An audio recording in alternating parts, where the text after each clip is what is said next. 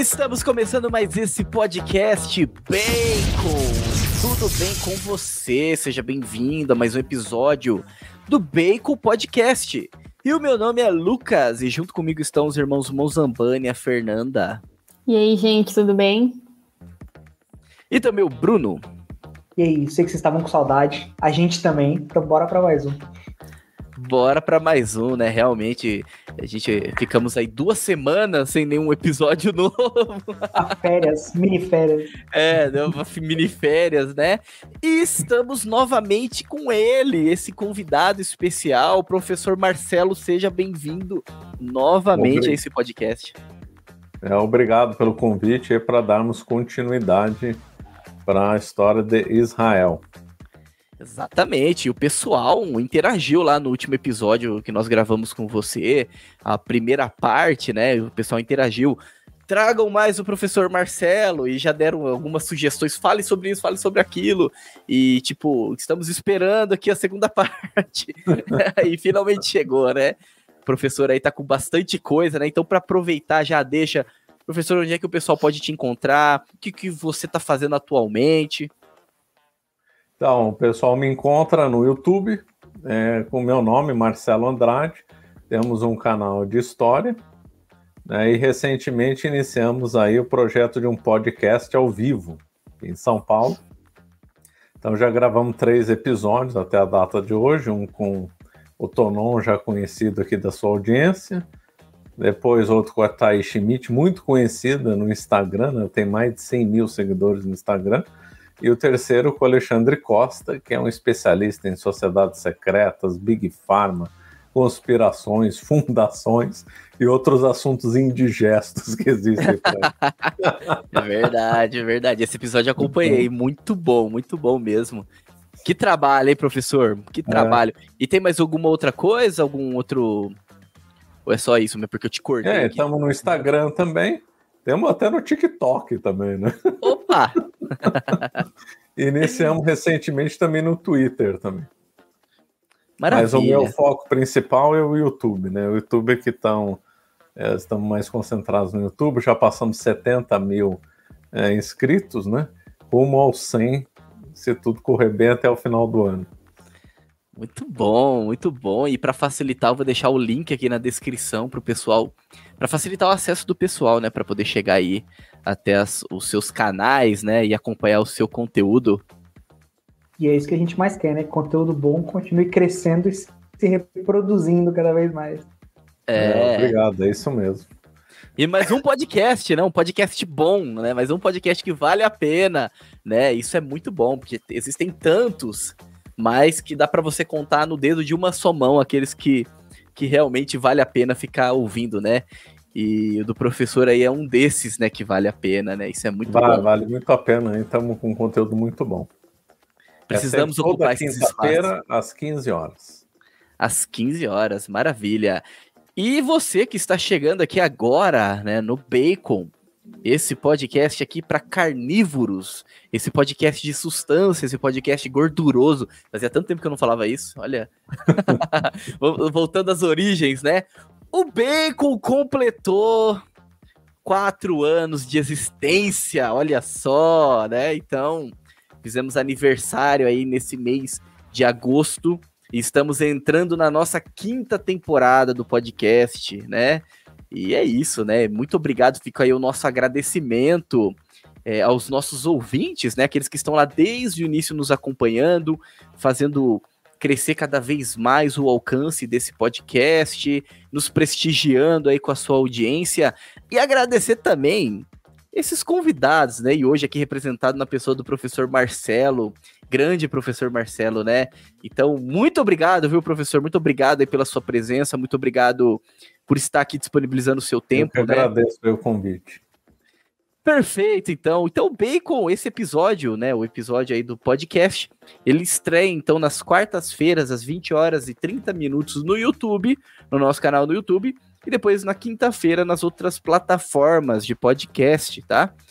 Então, e também de terça-feira às 18h30, se eu não me engano, também na Rádio Shockwave. Então vai lá, então, e comentem onde você ouvir a gente, você vai lá e comenta, interage com a gente. Isso nos ajuda bastante. Se você ainda não se inscreveu no nosso canal, vai lá, se inscreve, que isso ajuda muito, né? O professor sabe muito bem disso, né? Como que ajuda se inscrever. Ajuda bastante. Se inscreva no canal, não basta assistir, tem que se inscrever. Exatamente. Deixa o seu like. E se você quiser ajudar com algo a mais, que saiba que tudo isso aqui tem um custo, né? Pelo menos de produção, a plataforma que nós utilizamos. Então, se você quiser nos ajudar com algo a mais, vai lá no apoia.se/baconpodcast e fica também o nosso agradecimento aos nossos colaboradores que estão aí nos ajudando nesses 4 anos, né? Dessa empreitada. Então, sem mais delongas, vamos entrar nesse assunto aqui que é muito bom. Um assunto aqui que eu estou ansioso aqui, já tem algumas semanas desde a primeira parte, eu acho que meses já, né, desde a primeira parte. Estou muito ansioso para a continuidade, tenho certeza que o Bruno, a Fernanda e os nossos ouvintes também. Certo? Muito bem, meus caros nerds dessa terra de Santa Cruz, acompanhe mais esse episódio do Bacon Podcast.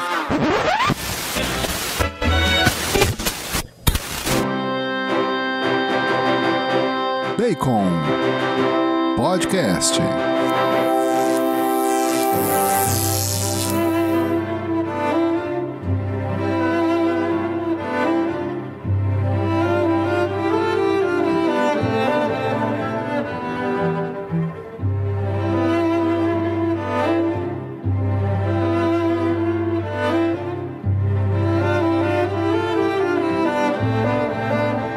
Muito bem, Bruno, dê-nos a tradicional sinopse de 4 anos desse episódio. Esse episódio, eu tava mais ansioso para essa continuação do que os israelitas para chegar na Terra Prometida, meu. Parece que não chega nunca esse episódio, essa continuação. Como a gente falou no primeiro episódio, tem pouca gente contando a história de Israel, né, falando da parte histórica, do entendimento desse povo, né, de tudo, toda essa jornada até aqui, até a fé que a gente carrega. Então, assim, não sei os ouvintes, mas eu estava muito ansioso por essa continuação. Na primeira parte, o professor começou contando essa história, foi lá nos patriarcas, começou a contar. Se eu não me engano, paramos em Moisés, e agora vamos aprender muito mais sobre isso. Estamos batendo na porta, né, lá de Canaã, né, é ali que a gente tá, mais ou menos. Ficamos esse tempo no deserto, esperando a Terra Prometida, e finalmente chegou a Terra Prometida. Professor, por favor, então, dê-nos a honra de mais uma aula, né? Então, tá bom. Antes de começar, gostaria de recomendar esse livro aqui, né, que é Curso Popular de História Santa do Padre Manuel Barbier, traduzido aí por um amigo meu. Vale muito a pena comprar esse livro, que conta aí sucintamente, de modo didático, a história de Israel antigo. Então, um livro muito bom. Então, vamos lá. Então, nós tínhamos parado em Moisés, né? Eu acho que Moisés acho que já tinha falado tudo. Então, depois que Moisés faleceu, inclusive o corpo dele sumiu para não ter adoração na figura dele, né? Moisés viu a Terra Santa, mas não entrou nela, né? E quem sucedeu Moisés foi Josué, uma das grandes figuras aí da Bíblia. Então, Moisés é que liderou aí o povo do deserto, né? O povo de Israel, para a conquista da Terra Santa, especial da cidade de Jericó, ali que teve o famoso cerco de Jericó. E também foi o momento que Josué fez o sol parar, né? É interessante, uma coisa que eu reparo já há muito tempo, né? Mesmo entre católicos jamais, assim, católicos de IBGE, mas e outras figuras assim que não, e outras pessoas que não param para pensar, né? Então aí tem muita gente que duvida dos milagres, não só do Novo Testamento, mas do Antigo. Então quando se fala assim, que o sol parou, a pessoa não acredita. E também fala em milagre de Cristo, pessoas também não acreditam. E ao mesmo tempo acreditam que foi Deus que criou o céu e a terra. Ora, Se Deus conseguiu criar o céu e a terra do nada, para ele é fácil parar o sol, para ele é fácil fazer multiplicação dos peixes. Quem pode o mais, pode o menos. Então, acho que falta muito dessas pessoas, inclusive muitos parentes meus, um raciocínio simples. Né? Então, eu pergunto para a pessoa, acredita que Deus criou o céu e a terra? Sim. Aí você fala, acredita que o sol parou no Moisés, o Josué fez o sol parar? Não, não acredito. Não tem sentido. É uma figura de linguagem, né? Então, mas se a pessoa fala assim, não acredito em Deus, sou ateu, aí tudo bem. Mas dado que a pessoa acredita que criou o céu e a terra, Deus, então os milagres são uma coisa menor que isso, claro. Né? Então, professor, parar o sol é fácil. Difícil é converter cabeça dura, né? Isso aí. Exatamente. Então, o Antigo Testamento e o Novo, obviamente, estão eivados de milagres que realmente aconteceram. Nós estamos falando justamente de uma história sagrada e de uma atuação de Deus, no caso, eles estão falando do Antigo Testamento, uma atuação de Deus no povo eleito. Então, uma coisa clara, o povo de Israel não é um povo como outro qualquer. Não é igual o povo do Egito, igual o povo do Japão, da China, não tem, não. É um povo que foi eleito, um povo que foi escolhido por Deus. Então, lógico que ele ia dar uma assistência especial e ia, inclusive, fazer os milagres, claro. Então, feito isso, então, o caso de Josué, né, tem muitos detalhes, não vai dar para entrar aqui, envolveu até espiões, o que é curioso, vanguardas inspecionando, muito interessante aí. Quem quiser parar para ver os detalhes, vale muito a pena, né? Vou ver os 12 espiões famosos, a Batalha de Jericó, interessante, a Batalha de Gibeão. Então, nós temos aí um momento muito importante com batalha, com a atuação de espiões. Eu acho uma história interessantíssima, porque realmente foi uma coisa dos homens mesmo. Então, o homem tem que mandar espião, tem que mandar a vanguarda e ver e tal. Então, são coisas realmente aí interessantes, né? Então, eu recomendo que para isso, para ver os detalhes, que não vai dar para a gente ver os detalhes. Por fim, então, Josué venceu esses povos, conquistou a Terra Santa. Isso não significa que ele conquistou toda a Terra Prometida, né? Mas ele, então, conquistou. Inclusive, houve pressão de povos inimigos entre as tribos. A tribo de Dan, por exemplo, teve que migrar por causa de pressão dos inimigos e tal. Então, não foi assim, a conquista da Terra Prometida por Josué não foi assim completa. Ela foi finalizada aí mais para frente, né? E aí, por fim, então, Moisés faleceu, né? E aí encerrou-se aí um período. Josué faleceu e encerrou então um período. Josué foi a transição do tempo de Moisés para o tempo dos juízes, né? Ele fez essa transição, né?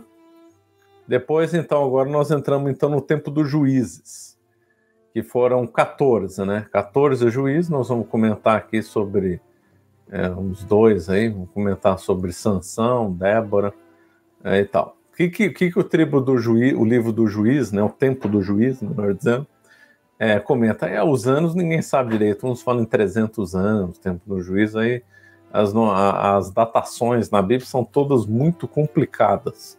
Você vê um livro que fala uma data, outro livro fala outra, então fica muito difícil saber.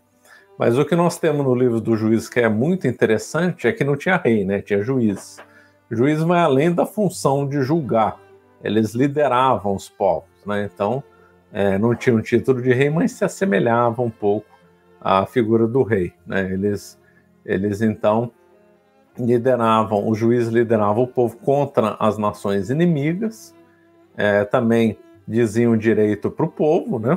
Procuravam manter o povo fiel na lei de Deus, né? Então era essa função aí do juiz, né? E o interessante é que esse livro do juiz é muito interessante, inclusive pelo simbolismo também, porque qual que é a ideia, né? Qual que é a marca desse tempo?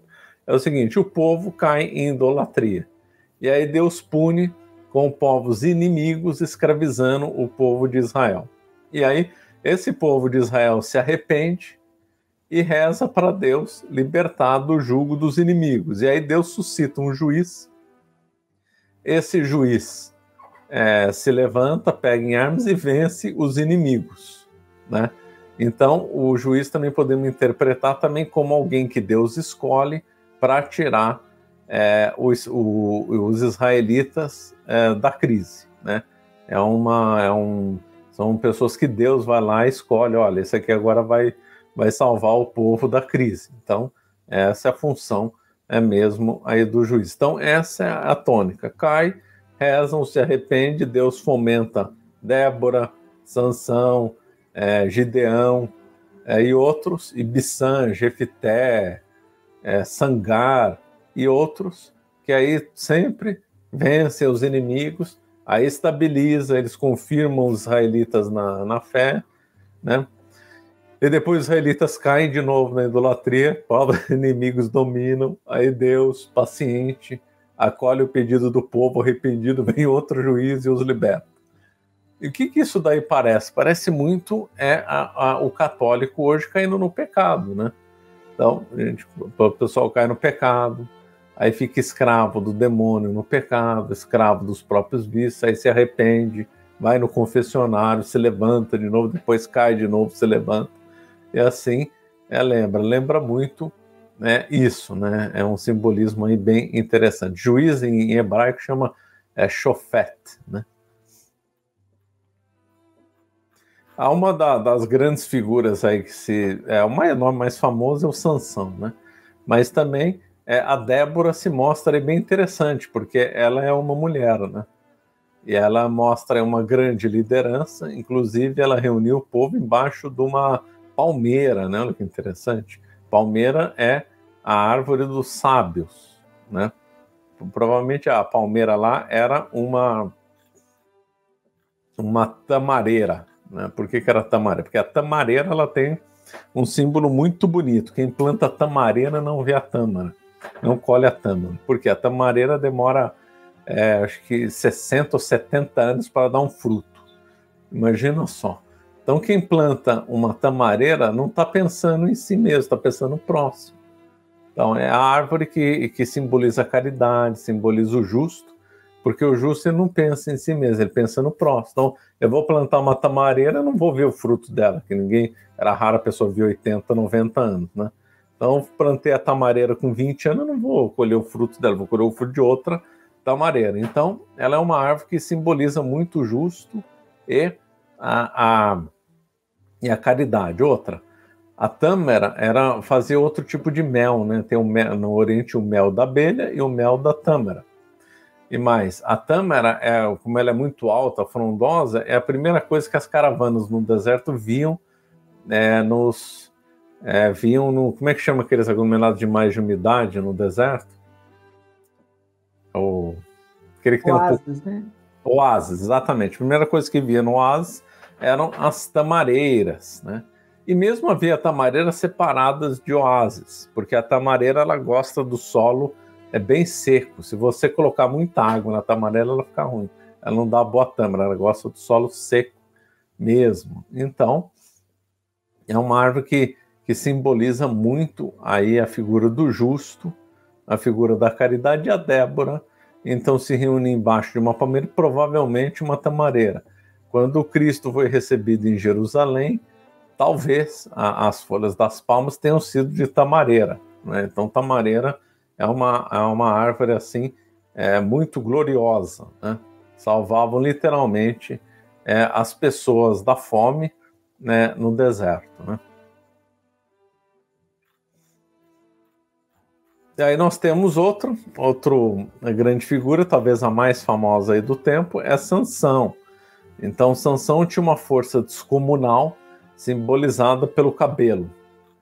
E aí Sansão, né, fez um equívoco ao se casar com a Dalila, que era uma filisteia, né? Então ele se casou com uma... Filisteus eram os eternos inimigos de Israel. Impressionante, né? O povo para ter inimigo, que eram os israelenses, era a Síria, daqui a pouco nós vamos falar, eram os persas, era o Egito e os filisteus. Só que a diferença dos filisteus para os assírios, persas e o Egito é que os assírios, persas e Egito eram maiores e mais poderosos que Israel. Agora, os filisteus, que era coladinho Israel no litoral ali, né? Era menor, não era tão forte como os assírios e persas, né? Mas o povo que incomodou os eternos adversários aí de Israel. E aí, então, a Dalila cortou os cabelos do Sansão e Sansão perdeu a força dele. Ele foi cegado pelos inimigos, foi levado preso, e aí ele se arrependeu, né, dos desvios que ele tinha feito, né? E aí Deus fez ele recuperar as forças dele. E aí ele então se segurou a colunas e destruiu um palácio dos filisteus, do templo dos filisteus, né? Então diz lá que foram 10.000 que morreram, dada a força aí de Sansão. É interessante o termo coluna, né? Porque ele quebrou as colunas, né?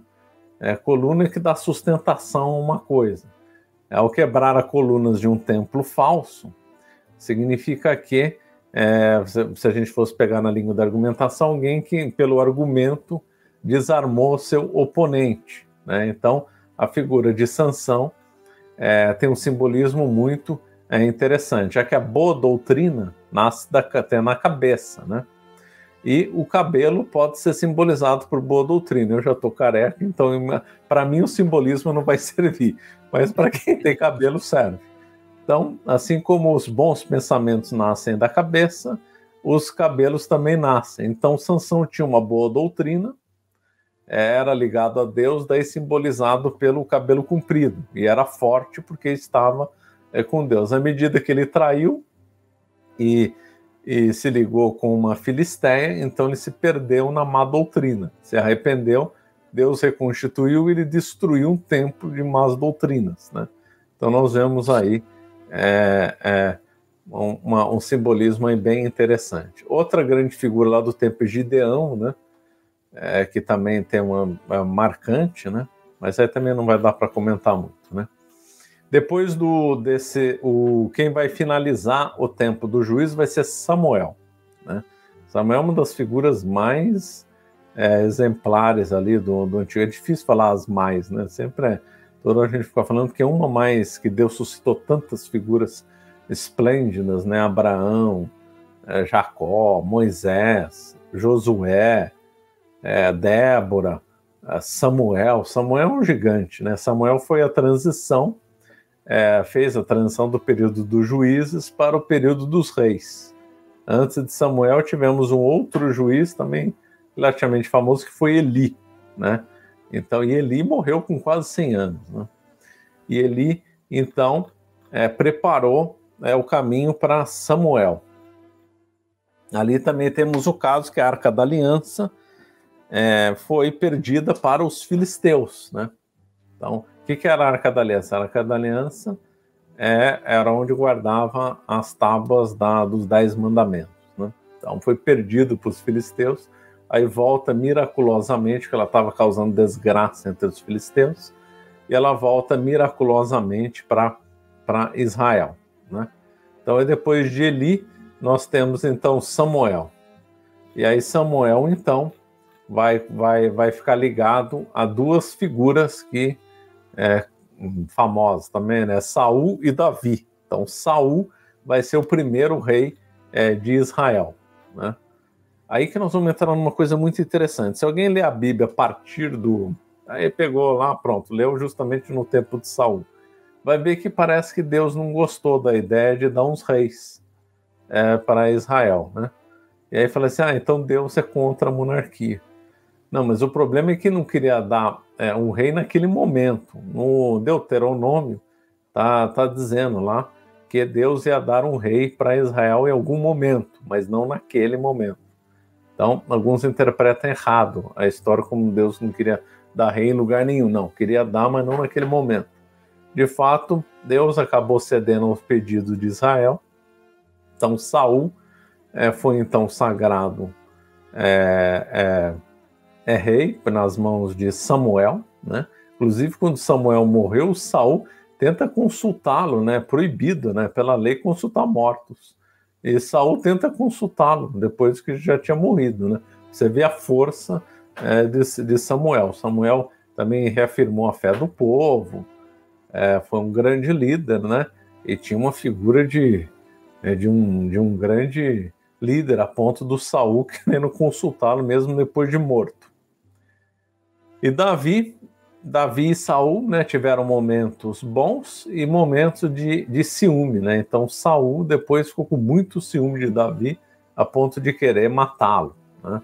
Então Davi foi músico, cantou na casa de Saul. Davi ficou muito amigo de Jonatas, né, que era um dos filhos de Saul. Depois Saul, enlouquecido por ciúme, porque Davi era uma figura extremamente virtuosa, né? Então perseguiu ele de tudo quanto é jeito. Mas a Saul, no conjunto da obra, né, Saul não aparece assim como um bom rei, né? Aí depois vem então o mais famoso dos reis, né, de Israel, que é o rei Davi. Esse sim, então, um gigante, né? Uma figura que teve os grandes erros dele, quando ele mandou matar Urias, quando ele também, por vaidade, ficou soberbo em relação à força dele, punido sempre por Deus. Mas o que se extrai mesmo de Davi é que foi uma figura assim impressionante, né? Uma figura assim como poucas aí na história, né? Então Davi também fez campanhas contra os filisteus, e foi no Davi que conquistou então Jerusalém, né? Que é então também lá se dá uma parte da cidade leva o nome dele, né? Cidade de Davi. E aí então a Arca da Aliança vai ser levada então para Jerusalém, e o templo vai ser erguido por Salomão, né? Daí o nome Templo do Rei Salomão, né? Então Davi ele fez várias campanhas militares, há grandes momentos aí do rei Davi, não vai dar para ver. Davi consultava bastante o profeta Natan, né? Depois nós vamos falar dos profetas. E o que sai, né, de resumo do Davi é que ele foi um grande rei, um rei que conquistou Jerusalém, conseguiu vencer os filisteus e colocou a Arca da Aliança lá na capital, então, né? E aí, então, aí vem Salomão, um rei muito polêmico, porque ele começou muito bem. Ele pediu para Deus que lhe desse sabedoria, e Deus deu sabedoria para ele, tanto é que ele é quase sinônimo de sabedoria. Porém, depois ele se perdeu, né? Ele montou um harém, tinha um monte de amantes, esposas, números assim absurdos. Dele também é famoso a ligação dele com a rainha de Sabá, né? Mas ele tinha uma fama de um grande sábio do tempo dele. A rainha de Sabá foi lá para consultar a sabedoria dele, mas infelizmente ele se perdeu em meio de riqueza com as amantes. Essas amantes levaram a idolatria para Israel. Então a idolatria que estava afastada, né, no começo de Salomão e no tempo de Davi voltou por causa das amantes de Salomão. Então Salomão fez perder a fé do povo, porque os ídolos entraram por meio de suas amantes, né? E aí, nesse momento, foi o período que o Estado de Israel ficou mais forte, no tempo de Salomão. Ficou uma grande potência, no qual ele não era ameaçado por ninguém. Fazia grande comércio. Como o rei Salomão era muito inteligente, muito sábio, então ele conseguia fazer grandes negócios. Então o reino de Israel consumiu muito ouro, ficou muito rico, né? Ficou um reino riquíssimo, muito poderoso, a ponto de não ter inimigos assim que pudessem ameaçá-lo, né? Então surgiu muito ouro, foi ele que construiu o templo, né, o Salomão. E aí vem um monte de hipóteses, né, ligadas com Salomão. Então uma que tem as famosas minas do rei Salomão. Onde é que ficam essas minas do rei Salomão? Cada um tem uma ideia. Uns dizem que seria Inglaterra, outros dizem que seriam outros pontos.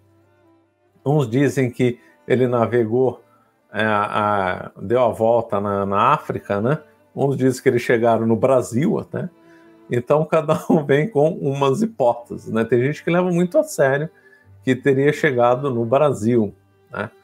Então há várias hipóteses, ninguém conseguiu provar nada, mas o certo é que o Estado era rico, era próspero, ele teve fama de ser sábio, infelizmente levou a idolatria para Israel, ele tinha uma armada poderosa, ele tinha navios de comércio andando no Mar Vermelho e no Mar Mediterrâneo, né? Então, mas ninguém sabe, talvez daí que tenha tido aqueles judeus lá na Etiópia, né? Pode ser que seja daí, ligação com Sabá, né? Há ritos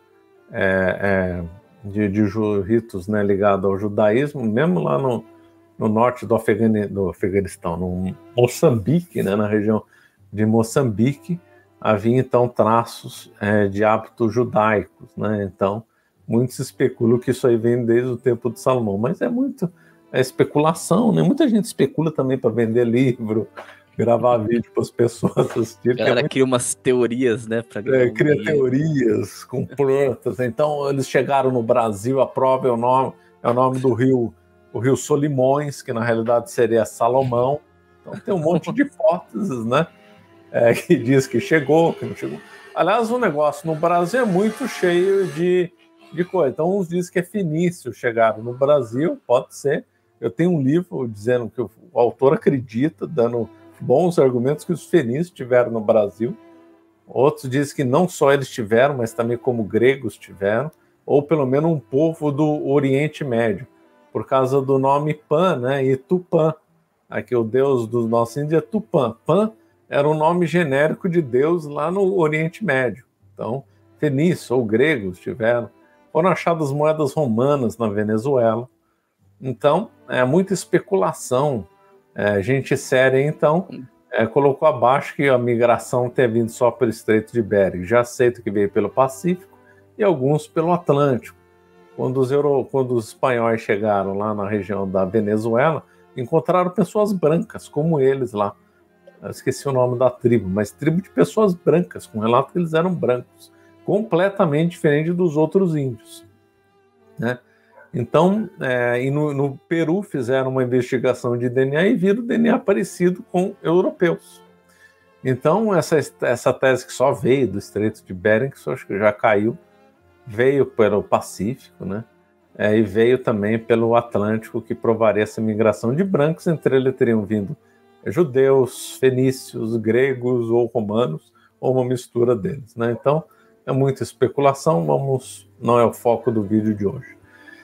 Depois da morte de Salomão, em boa parte né, Deus punindo Israel pela introdução da idolatria, né?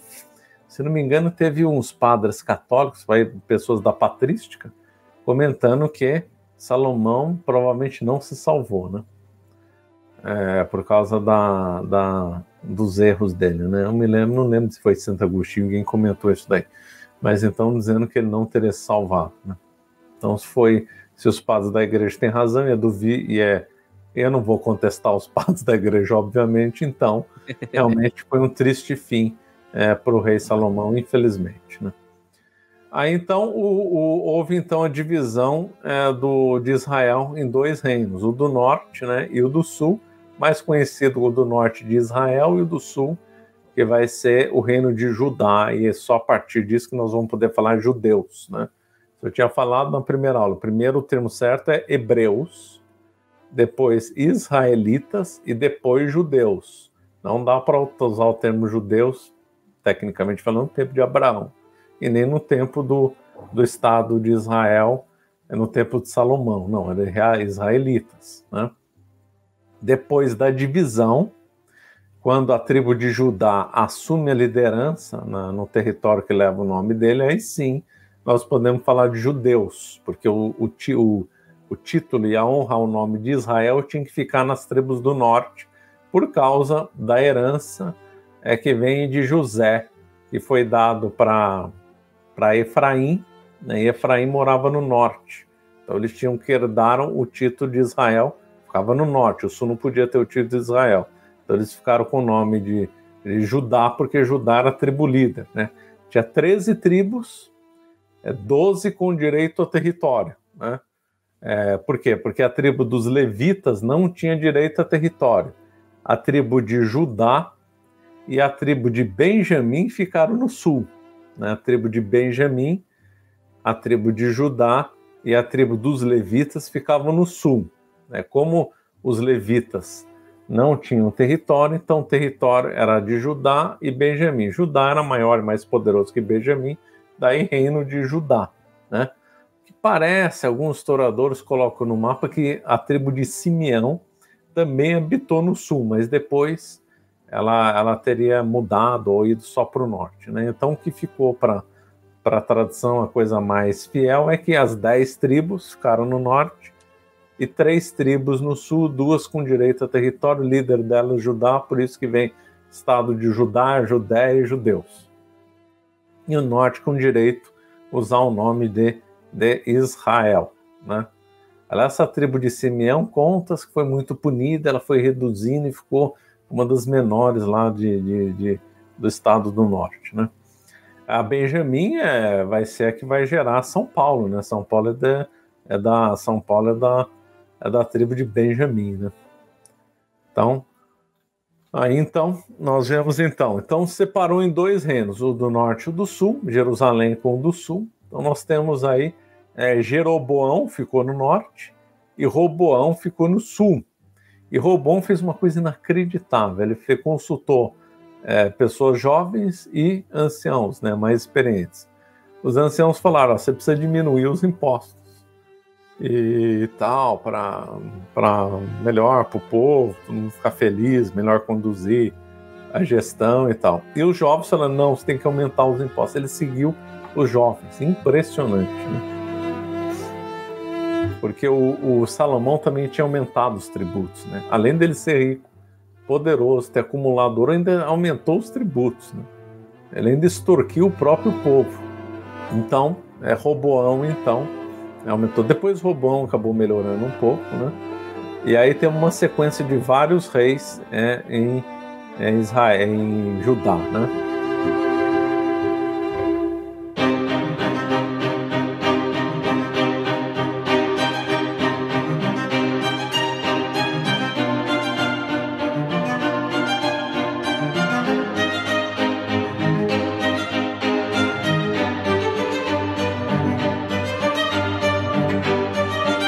Então, aí nós tivemos aí vários reis no Judá, comentar um pouco de Judá primeiro, como o rei Asa, alterou entre reis zelosos e outros ruins, né? Amazias, Uzias, Jotão, Ezequias.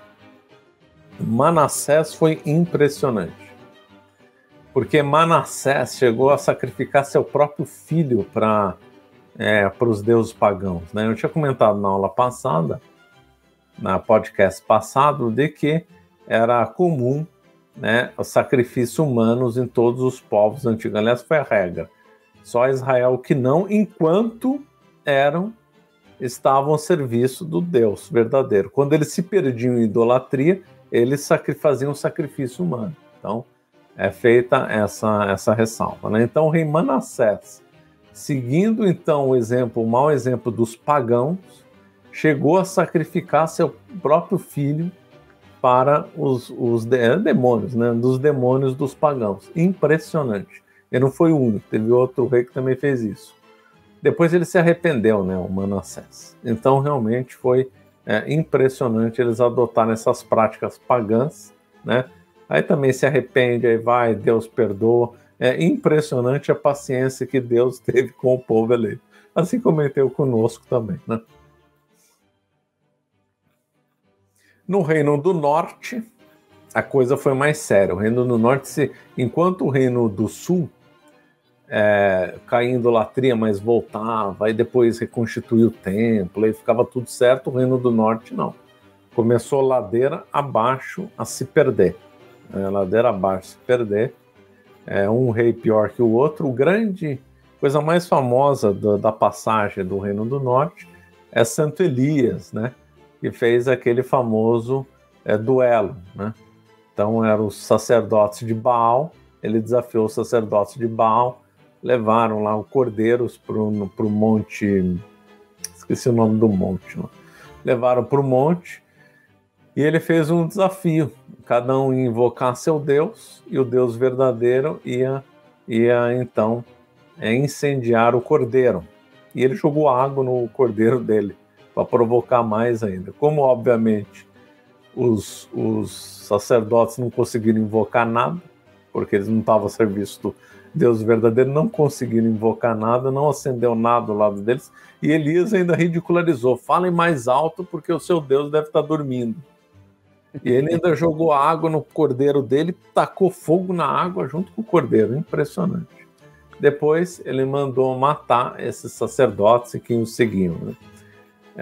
Elias é um dos maiores nomes do Antigo Testamento.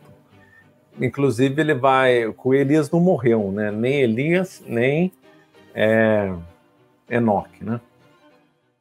Então Elias não é dito que ele morreu, ele ascendeu ao céu numa carruagem de fogo, então ele vai ter que voltar, porque todo homem, né, depois do pecado original, morre, com exceção de Nossa Senhora. Nossa Senhora, uma tradição diz que ela dormiu, não morreu, né?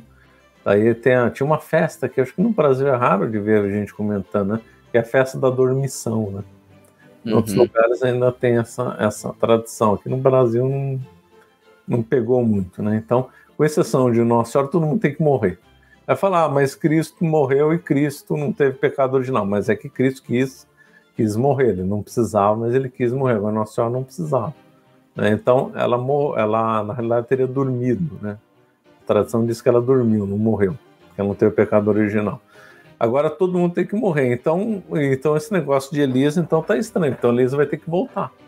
E todo mundo sabia que Elias ia voltar. Tanto é que no tempo de Cristo, confundiram ele com Elias, né? Confundiram Cristo com Elias. Falaram assim, ele é aquele que vai voltar, ele é aquele que tinha que voltar, ou aquele que voltou, se referindo a Elias, né?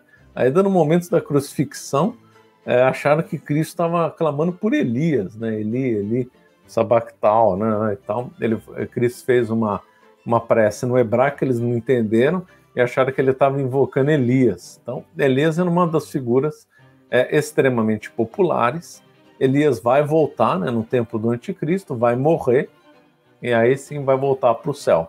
Então, é uma coisa que vai fazer a ponte entre o Apocalipse e o Antigo Testamento. No Antigo Testamento as profecias referem, obviamente, a maioria esmagadora e o centro, tudo é Cristo, porém, tem algumas que remetem ao Apocalipse, né? E o Apocalipse faz alguma remissão ao Antigo Testamento. Então, a Bíblia é um livro uno, né? É um livro atemporal, desde o começo dos tempos até o fim dos tempos. Pontes do Antigo Testamento com o Apocalipse. E uma dessas pontes é Santo Elias, que é o raro, né? Se não me engano, é só ele e Moisés que normalmente se usa o título de santo, né?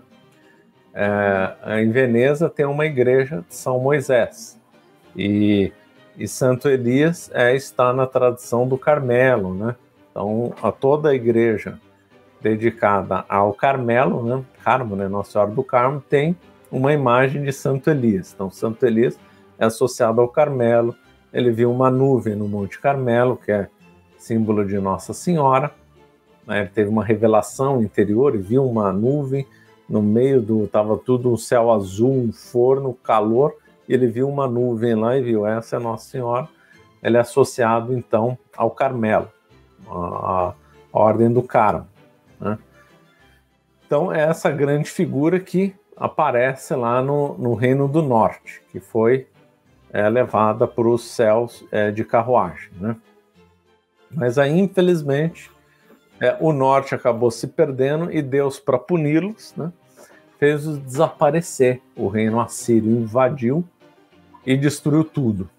Destruiu tudo. Acabou. É o que se fala de desaparecimento das 10 tribos. Depois aí entra um monte de interpretação. Não surgiu as 10 tribos, foram encontradas algumas aqui, outras ali. Interpretaram que lá na Etiópia era uma das tribos que teriam sumido, outros não, dizem que era da descendência de Salomão, e aí cada um vai dando uma interpretação, né? Eu vi até dizer que o nome Dinamarca era associado a Dan, né? Então você vê que cada um fala uma coisa, né? Eu acho que hoje os estudiosos modernos dizem que nas 10 tribos não se perderam totalmente, e vê aqui e ali alguma descendência, além das 3 possíveis, que seria Benjamim, Judá e Levi, né? Mas é tudo, conforme eu falei, é muita especulação, e em tese as 10 tribos sumiram da nossa história. E vale muito a pena ler aí a história de Elias, que realmente é impressionante. Aí depois, então, então desapareceram na mão dos assírios, né? Vou comentar um pouco aí dos profetas. Então, os profetas, eles viam o futuro, obviamente, né? Em visões, sempre centralizado em Cristo. É lógico que um outro aqui pode fugir, também tinha visões da própria perdição de Israel, como muitos viram, né? Então não é só com Cristo, é principalmente Cristo. E também eram conselheiros, também, não era só que eles viam o futuro, eram conselheiros. Então a história que se vê sempre é o rei que não obedece, atende ao que o profeta falou, vai se perder. Se ele obedece ao profeta, Israel vai bem. Se ele não obedece ao profeta, vai mal, porque o profeta é aquele que revela a vontade de Deus para o povo. Além de ver o futuro, ele revela a vontade de Deus. E foi exatamente isso que aconteceu para o Reino do Sul se perder para o famoso cativeiro da Babilônia. O último dos reis lá, acho que é Joaquim, né? Ele então desobedeceu um profeta que dizia, não é para fazer aliança com ninguém. Ele quis fazer aliança com os egípcios. E aí não deu certo. Nabucodonosor invadiu a Israel e deportou todo mundo, ou quase todo mundo, para a Babilônia em mais de uma vez. Não foi só numa viagem, foi mais de uma. E um grupo ficou, né, que gerou os samaritanos. Então, aqueles samaritanos do Novo Testamento são um dos poucos judeus que ficaram e não foram deportados por alguma razão que ninguém sabe explicar. E eles se misturaram com hábitos pagãos, e por isso que no Novo Testamento eles são apresentados como alguns hábitos são bons, outros hábitos são ruins, né? São os samaritanos. Quem foram os grandes profetas dessa época? Jeremias, né, o famoso que chorou sobre Jerusalém, profetizou a queda de Jerusalém. Depois, lá no exílio, Daniel, né? Pouco antes, o maior dos profetas que é tido, né? O maior dos profetas fugiu o nome dele, Isaías, né? Isaías é tido como o maior dos profetas. A ligação dele com as visões que ele teve de Cristo são tão impressionantes que padres da igreja se referiam a ele como o quinto evangelho, né? Mas isso era antes, né? No tempo do cativeiro na Babilônia, nós temos figuras como o Jeremias, e lá no cativeiro, o Daniel, famoso das covas do leão, né? Então, os reis da Babilônia queriam fazer queriam puni-lo com a morte, ele se libertou das covas dos leões. E aí, então, aí nós tivemos aí o edito de Ciro, que permitiu a volta do povo para Israel, né? E aí que a história aí muda muito, né? Porque nós vemos até o tempo do exílio da Babilônia que o povo de Israel caía, voltava. O templo foi destruído, né? O templo erguido por Salomão foi destruído quando Nabucodonosor conquistou tudo. A Arca da Aliança se perdeu e aí foi reconstruído um segundo templo quando os judeus voltaram do exílio. Foi o tempo de Esdras, outra grande figura que Deus suscitou. Esdras fez a chamada confirmação da lei, né, para voltar. Mas o que eu queria comentar era o seguinte, que até o cativeiro da Babilônia, nós tínhamos que caía, levantava, e a fé, né, a crença no Deus verdadeiro, os rituais, permaneceram puros. Aqui a coisa mudou. Lá na Babilônia, usando uma linguagem moderna, as coisas azedaram de forma irreversível, infelizmente. Então, começou a surgir a figura dos rabinos, dos comentadores da lei. Então, surgiram sinagogas. Então, começou-se a dar mais valor para os comentários da lei do que da lei. A Mixná, né? Tá? A tradição, não sei se o nome é esse, é Mixná, uma coisa assim. Mishnah. Mishnah, Então, isso. Mishnah mais a Gemara dá o Talmud. Então, o Talmud é comentário do comentário. Então, os judeus, então, se perderam em comentários intermináveis. Um comenta, depois outro comenta, depois tem o comentário do comentário, depois tem a interpretação do comentário. E no cativeiro da Babilônia também teve um envolvimento meio esotérico também. Eu vou comentar agora. Então, aí, segundo Gerson Scholem, escreveu um clássico, a mística judaica, né? O Gerson leu, inclusive ele que inaugurou essa cadeira lá na Universidade de Jerusalém. Ele então comenta que na altura do segundo templo, ou seja, na volta, os israelenses tinham já uma doutrina esotérica. Uma doutrina esotérica que provavelmente aprenderam ou foi influenciada pela Babilônia. Então, a partir desse tempo, além de ter Mishnah, comentários, dar mais valor aos rabinos do que ao sacrifício, as conversas, comentários, discussões do que a própria lei, a par disso, havia então uma doutrina secreta, uma gnose, né? A Cabala teria então nascido aí. Então, começou-se então a fazer uma interpretação esotérica, uma gnose, uma Cabala, nesse tempo. Então aí se começou a surgir o mito da Merkabah, interpretar as primeiras frases da Bíblia, que a primeira frase da Bíblia em hebraico é Bereshit bara Elohim, né? Então, criou Deus no princípio, criou Deus céu e a terra. Pelos cabalistas eles começaram a interpretar que princípio era sujeito, né? Então alguém criou Deus, então entrou uma visão agnóstica. Surgiu a Torá oral, né? Então gerando então a tensão que existe até hoje, uma tensão dialética entre a Torá oral e a Torá escrita. A Torá oral não existe, é uma invenção dessa época aí. Então a Torá oral, o que é a Torá oral? Então quando Moisés recebeu as tábuas da lei, ele recebeu também uma doutrina oral, diferente da lei. Então você tem a lei e você tem uma doutrina subterrânea ensinada de boca para ouvido, uma expressão que o Gerson Scholem usa. Então, o Moisés teria recebido, então, uma Torá oral que, então, tem até hoje. Então, você tem a Torá oral e tem a Torá escrita gerando uma tensão.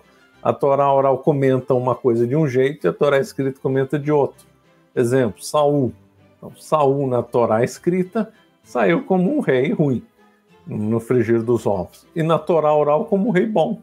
Então, gerando uma tensão de propósito, uma dialética. Dialética não surgiu com Hegel. Entre os judeus já havia essa dialética. Professor, pode-se dizer que ali virou uma outra religião. Sim. Ali virou outra coisa. Tinha uma religião secreta. No tempo de Cristo fica flagrante, que ele já não... Sim. Fariseus, os saduceus ficaram influenciados pelos gregos, né?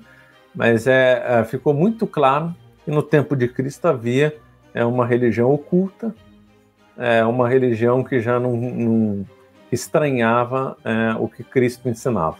No Evangelho é muito evidente isso daí, né?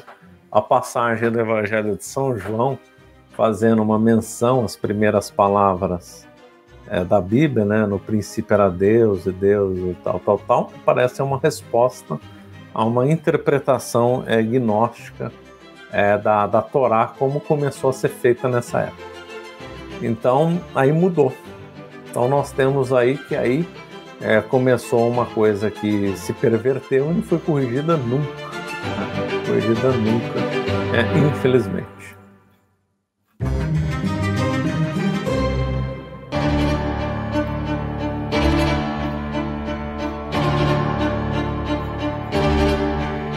Os judeus ficavam numa semi-independência, né? Tolerado pela Pérsia, aí depois nós já podemos falar em Pérsia. Tinha a Pérsia de um lado, Egito de outro, a Síria de outro, só que, aí avançando, né, surgiu uma grande força vinda da região da Grécia, Alexandre o Grande. Então, Alexandre o Grande foi, em tese, o maior conquistador da história, porque montou um império na casa ainda dos 30 anos. Ele morreu na casa dos 30 anos, impressionante. Chegou até quase o Afeganistão. Então, né, ele teve como preceptor o grande Aristóteles, né? E aí ele morreu, né? Ele não entrou em Jerusalém. Tem uma tradição, né, que ele teve encontro com rabinos, né? Dizendo, e ele foi convencido a não fazer nada. E aí, então, ele deixou o seu império dividido entre 4 generais, né? Entre 4 generais. Então, o império dele ficou dividido em 4. No Egito ficou a dinastia dos Ptolomeus, que a Cleópatra é descendente dos Ptolomeus, né? Então, o Egito, então, ficou com uma dinastia grega, porque o Alexandre o Grande era macedônio. Macedônia é a região do norte da Grécia, né? Era de Estagira, né? O pai dele era Filipe, que era outro líder militar, mas Alexandre o Grande é impressionante. Ele, como figura pessoal, era totalmente imoral, um horror, mas do ponto de vista de conquistador, realmente impressionante, né? E aí, então, os generais, então, se dividiram. Teve um momento que Israel ficou um jogo de força entre o Ptolomeu e o que governou a Síria, que nós já vamos entrar, que é o Império Seleucida, né? E aí chega, então, os Seleucidas é onde dominaram, onde era a Síria. A Síria virou Síria, né?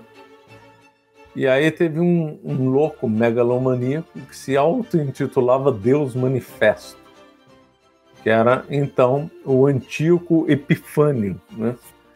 Que governou a Síria. Aí nós já temos umas datas melhores. Ele vai governar a Síria até 163 a.C., século II a.C. Aí as datas já começam a ficar mais precisas, né? E aí, então, ele resolveu... a visão dessa divisão do Império do Alexandre, isso é suposição, teria sido prevista por Ezequiel, né? Por Daniel, perdão. Então teria sido prevista por Daniel. Isso é especulação. E aí, então, esse Antíoco resolveu, então, invadir e dominar Israel e mais impor os hábitos gregos para os israelenses. Ou seja, o que era de pior na Grécia. Eles não iam lá para ensinar Aristóteles, nem ensinar metafísica correta, nem arte, nem o lado bom da Grécia. Foi só a sujeira. A Grécia tem um lado bom, um lado péssimo. O lado péssimo é todos os vícios do paganismo, adorar a Deus falso, imoralidades e tal. O ginásio foi introduzido em Israel, né, que era uma coisa bem imoral. E a Grécia tem um lado bom, Paideia, Aristóteles e tal. Não foi esse lado bom que foi para Israel, foi só o lado ruim. E aí, então, ele quis proibir o culto ao Deus verdadeiro no templo, lembrando que o sacrifício era só no templo, hein? Fora do templo era sinagoga, né? Fora no templo é sinagoga. Então, o lugar de sacrifício é apenas o templo que ficava em Jerusalém, né? Então, o Antíoco, melhor dizendo, Antíoco, ele resolveu, então, proibir o culto ao Deus verdadeiro e substituir por Zeus, o deus grego. Então, forçou o ginásio, corrupção. E aí, então, vendo que a situação estava desesperadora, uma família se levantou e levou o nome de Macabeus, grandes Macabeus, que esse livro não é reconhecido nem pelos judeus, nem pelos protestantes. Mas é um livro fascinante. O primeiro e segundo livro dos Macabeus é uma conquista militar, uma resistência impressionante. Vale muito a pena ler, eram verdadeiros heróis, né? João, Simão, Eleazar, Jonatas, grandes figuras que realmente seguraram, né, e foram levantadas por Deus para resistir ao avanço do lado podre da cultura helênica, né? E resistiram e venceram, e depois o Antíoco retirou. Porém, se introduziram vícios, já manteve todos aqueles vícios que nós falamos anterior, e introduziu algumas visões gregas, inclusive aí que nasceram os saduceus, né? que eram justamente visões gregas erradas no âmbito judaico, né?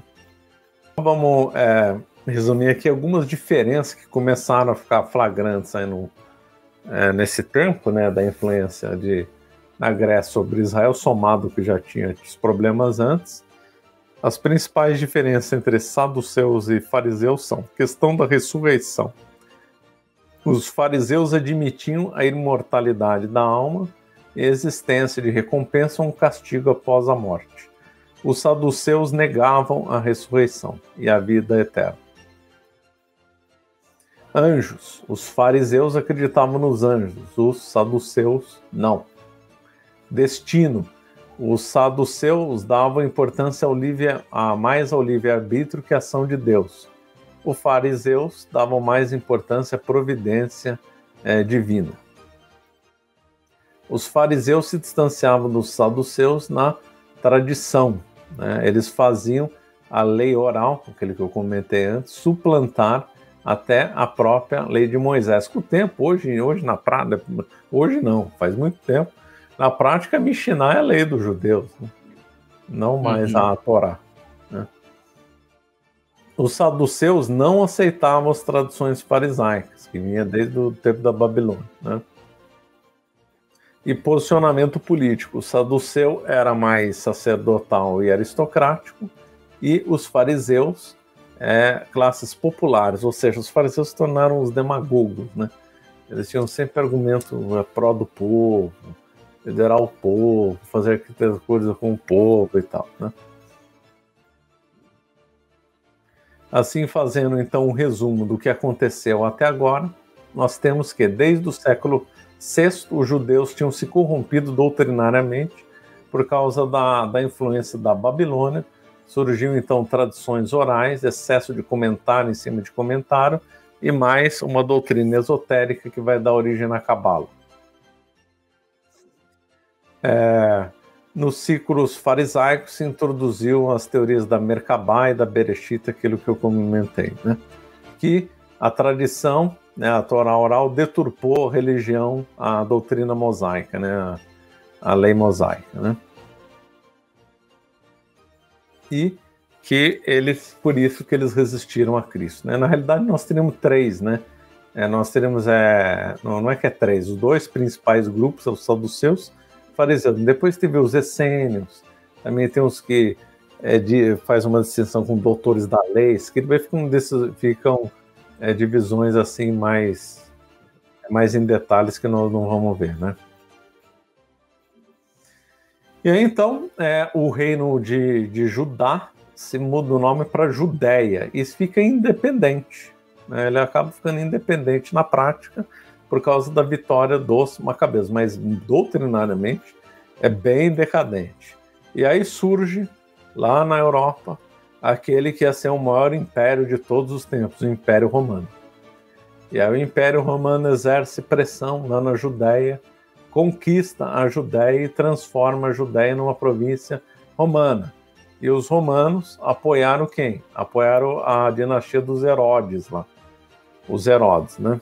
Teve mais de um Herodes, era uma dinastia. O que esses Herodes fizeram de errado? Fizeram que eles reformaram o templo em especificações não permitidas. Então, os israelitas ficaram, os que eram mais sabiam do fato, não o povo simples, né? Mas aqueles que entendiam mais da coisa, ficaram uma fera com eles, né? Claro que eles estavam traindo, né, a tradição judaica ao mudar as especificações do templo, né? E aí vai ser nesse momento que vai nascer Cristo, com partidos saduceus, fariseus, essênios. Os essênios eram bem ligados a dar origem a seitas gnósticas depois, né? Que não mais reconheciam a lei, estavam totalmente deturpados. O Herodes, né, teve mais de uma, cúpula também estava totalmente corrompida, então é lógico que era de se esperar que eles não iriam aceitar o Messias, né? Eles esperavam o Messias que fosse libertá-los de alguma coisa temporal ou mesmo esotérica, né? Quando o Cristo afirmava muito a lei, às vezes você vê aqui algumas sutilezas, né, que dá a entender isso daí. Então, eu acho que podemos parar por aqui, né? Já deu aqui 1 hora. Isso aqui lembrando que isso aqui é uma visão, é uma visão aqui geral, né? A história sagrada é extremamente ampla, em detalhes, né? Tem passagens espetaculares que não dá para a gente ficar esmiuçando. Quem quiser ter uma visão geral, boa, e tem dificuldade com a Bíblia, porque a Bíblia não é uma leitura fácil, eu volto a recomendar esse grande livro aqui, leitura facílima, excelente leitura, e muito bem feita aí pelo Padre Barbier, né? Perfeito. E conseguimos chegar até o Novo Testamento, né? Então... Conseguimos. Acelerei bastante, eu pus aqui a 6ª marcha e fomos embora. E digamos que aquilo que a gente propôs foi concluído, né? Foi concluído. E é legal pensar, olhando assim, que foi uma breve, né? Uma breve explicação da história de Israel, mas é interessante pensar o paralelo que tem com a história da igreja hoje, com a história das nossas vidas. Então, a gente falou no último podcast, mas o povo de Israel faz cagada, Deus perdoa, aí faz cagada de novo, aí Deus perdoa, e essa é a história da Fernanda todos os dias também, acho que de todo mundo.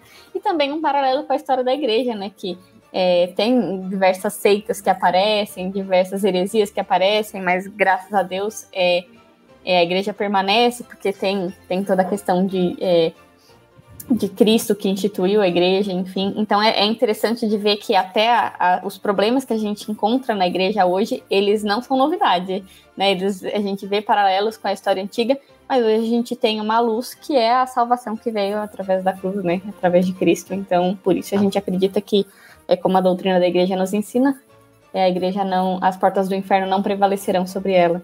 Então a gente tem um pouco de esperança também nesse sentido.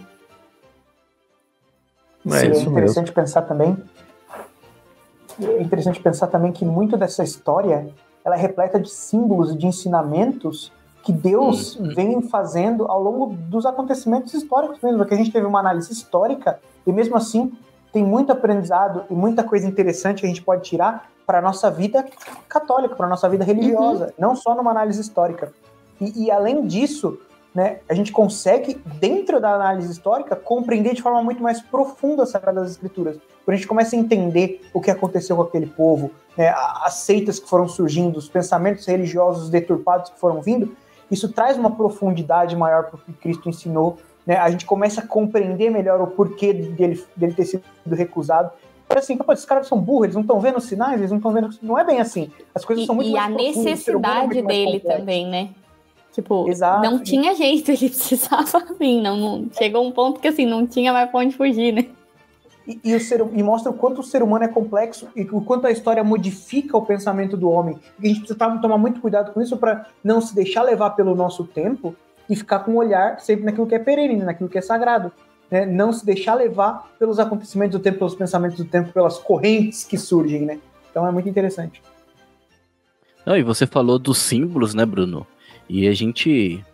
É claro que você vai ouvindo a história, você já consegue tirar já algumas referências, que querendo ou não, principalmente hoje tá muito na moda essa questão dos arquétipos, e que traz muito do Antigo Testamento, né? Enfim, então as pessoas hoje já conseguem ver mais justamente porque está em voga, né?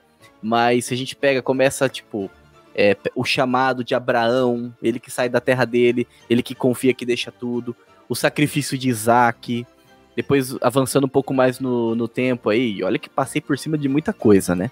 O Êxodo, o Êxodo, que é um símbolo de transformação, né? O símbolo de perseverança.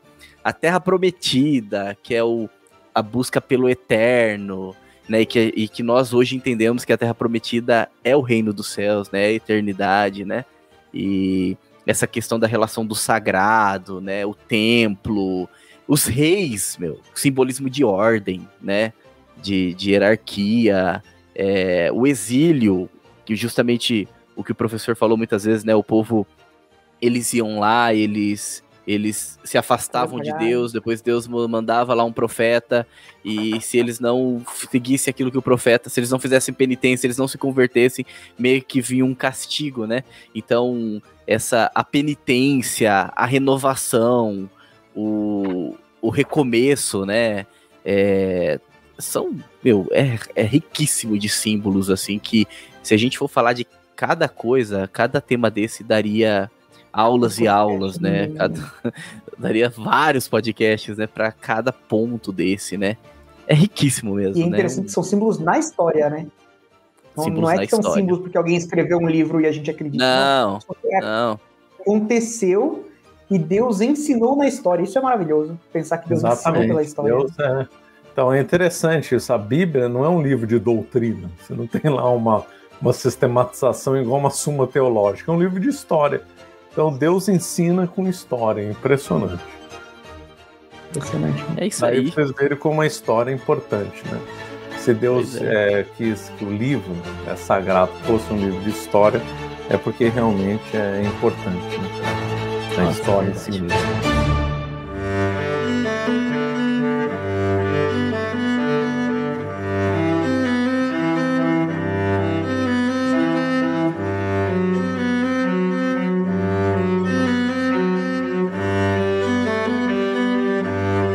Muito bem, estamos concluindo mais um episódio do Bacon Podcast e nós concluímos então esse tema, a história de Israel, né, e tema riquíssimo em 2 partes, né, se você não ouviu a primeira parte, vai lá, corre lá, eu vou deixar aqui também o link, né, para facilitar aí o acesso, mas provavelmente você está vindo aqui porque você já viu a primeira parte, né, e estava esperando essa segunda parte. E professor, muito obrigado. Que aula, né? Uma aula espetacular. E muito obrigado mesmo por nos dar essa honra, né? De estar aqui como alunos, né? Te ouvindo. E espero que você volte para falar de outros assuntos, de outros temas. Seja sempre bem-vindo, viu? Eu que agradeço aí o convite e a oportunidade aí de tentar divulgar um pouco a história antiga, que é muito negligenciada entre os católicos, né? Se você for ver no YouTube, está na mão de protestantes e de judeus, né? E os católicos mesmo não estão dando a devida atenção a história sagrada. Exatamente, importante. Professor, eu queria dizer que o senhor foi muito bem sucedido, tá? Porque além da gente ter aprendido muito, me deu muita vontade de aprofundar cada etapa dessa história que o senhor vale a pena. Obrigado mesmo. Vale Exatamente. Exato. Se teve esse resultado, né? Se produziu isso é porque a gente foi bem sucedido aí, né, professor? Você foi bem sucedido. E eu acredito que produziu esse resultado também nos nossos ouvintes, né? Então é isso, reforçando os recados lá do começo, né? Os links, né? Para você encontrar o trabalho do professor, esse novo podcast que ele começou, o perfil dele do Instagram está aqui na descrição. Nosso perfil do Instagram também, o nosso canal do YouTube, certo? Então, vamos lá, né? Vamos nos despedir. Novamente aí, fica o nosso agradecimento aos nossos ouvintes, principalmente por estar aqui nos acompanhando, né? Nesses 4 anos. Agradeço você que nos acompanhou até aqui. Fique com Deus e que a força do Bacon esteja com você.